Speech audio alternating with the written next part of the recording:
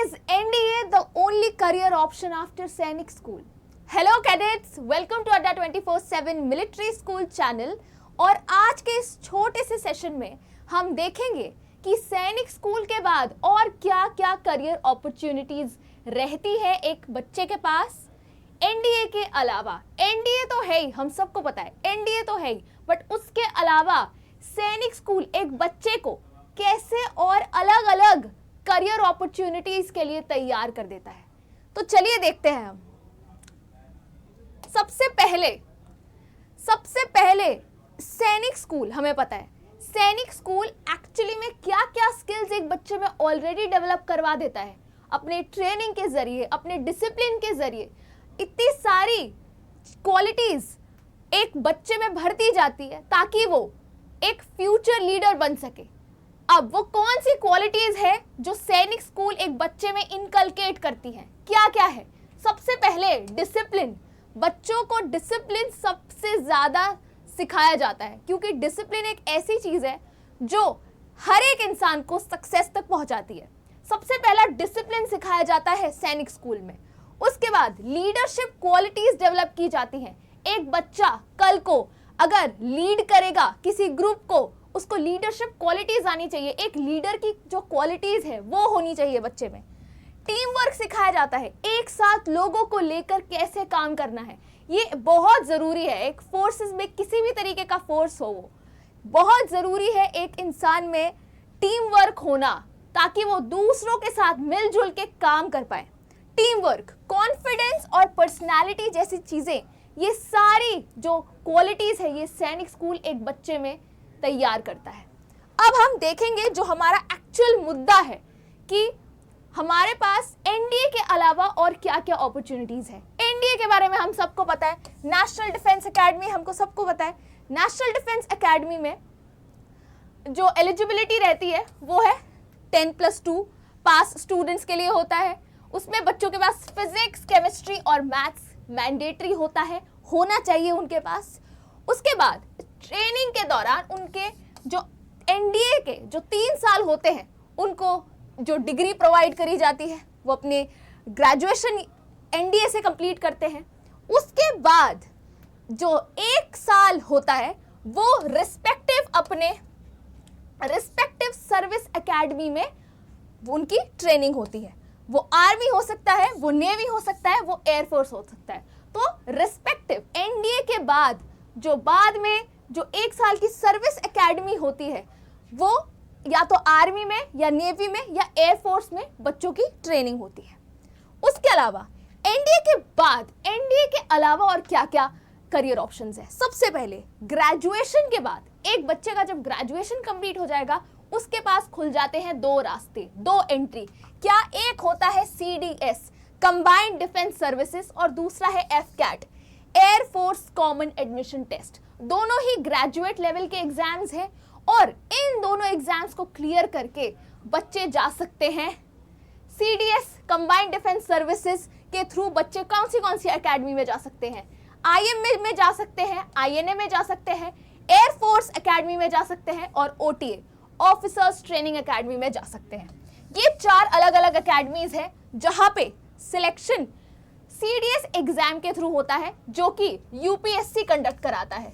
हमें पता है यूपीएससी सीडीएस हम इस एग्जाम को बोलते हैं, साल में 2 बार कंडक्ट कराया जाता है। ये हो गया हमारा एक ग्रेजुएट लेवल का एग्जाम। जो दूसरा ग्रेजुएट लेवल एग्जाम है वो है एफकैट। ये पर्टिकुलरली एयरफोर्स के लिए है, एयरफोर्स में जाने के लिए। अब इसकी एलिजिबिलिटी क्या है एयरफोर्स के लिए?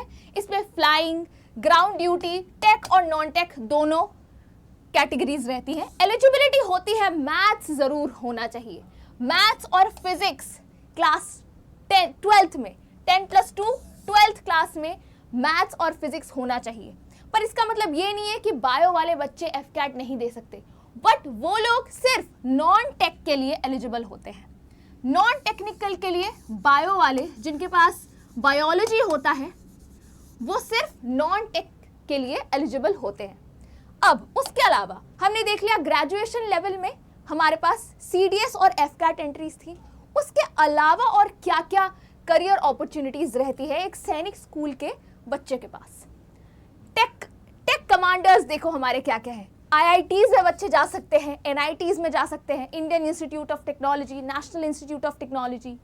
उसके बाद ISRO जैसे बड़े ऑर्गेनाइजेशन में बच्चे जा सकते हैं, DRDO में जा सकते हैं जो कि एक बहुत इंपॉर्टेंट है एडवांस सिस्टम जो कि आर्मी आर्म्ड फोर्सेस खुद यूज करते हैं। DRDO रिसर्च और जितनी भी टेक्नोलॉजीज है वो बिल्ड की जाती है DRDO में। उसके बाद और क्या क्या है, मर्चेंट नेवी।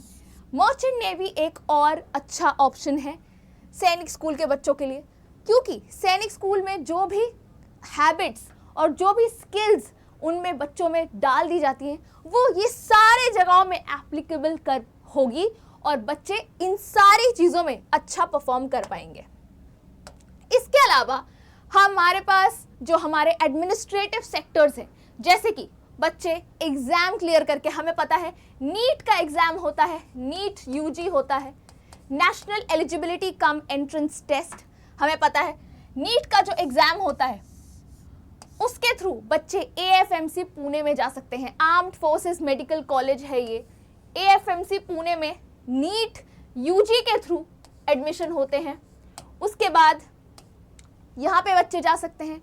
उसके अलावा हमें पता है IAS, IPS, IFS के लिए UPSC, CSE एग्जाम होता है, UPSC, CSE, civil service examinations.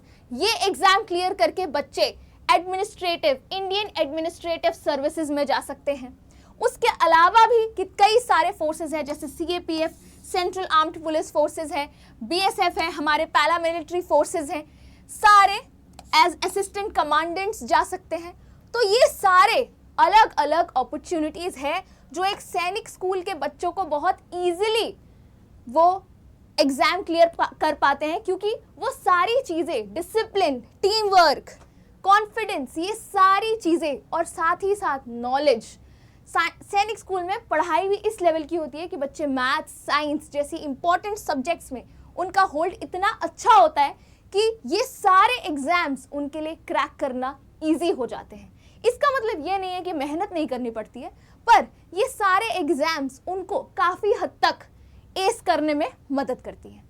इसके अलावा कॉरपोरेट सेक्टर में बड़े बड़े MNCs हैं, मल्टीनेशनल कंपनीज हैं, वहाँ पे ये सारी स्किल्स यूज़ कर सकते हैं, तो कॉरपोरेट कंपनीज में जा सकते हैं।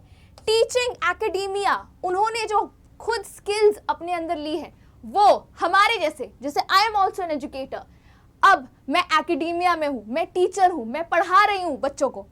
तो ये सारी चीज़ें जो सैनिक स्कूल में बच्चा सीखता है वो आगे पास ऑन कर सकता है एज ए टीचर, दूसरे बच्चों को सिखाकर एंटरप्रेन्योरशिप, ठीक है, स्टार्टअप फाउंडर्स बन सकते हैं, क्योंकि उनके पास हर वो क्वालिटी है जो होनी चाहिए।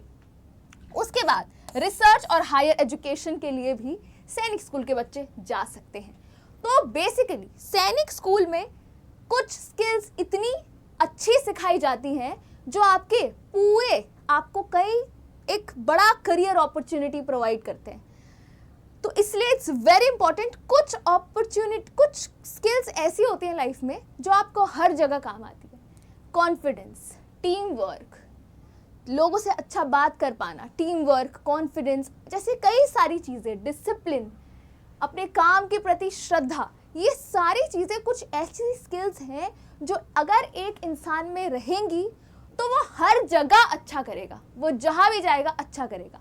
इसलिए NDA is not just the only option after सैनिक स्कूल, कई सारे ऑप्शंस होते हैं सैनिक स्कूल के बाद। तो लास्ट में मैं बस यही बोलना चाहूँगी कि सैनिक school prepares future leaders and not just future officers. Future officers नहीं बनते, सिर्फ फ्यूचर लीडर्स बनते हैं जो हर एक लाइफ के हर एक स्फीयर में एक्सेल करते हैं अपनी स्किल्स के जरिए।